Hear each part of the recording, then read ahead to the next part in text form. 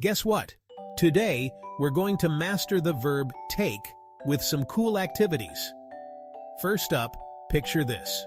You take a cookie from the jar. Yum! Now, let's say you take your dog for a walk. Woof woof. How about this? You take a book from the shelf and dive into a new adventure. Or you take a deep breath before a big game. Feels good, right? Here's a fun activity. Take a piece of paper and draw your favorite animal. Show it to your family and tell them, "I take pride in my drawing."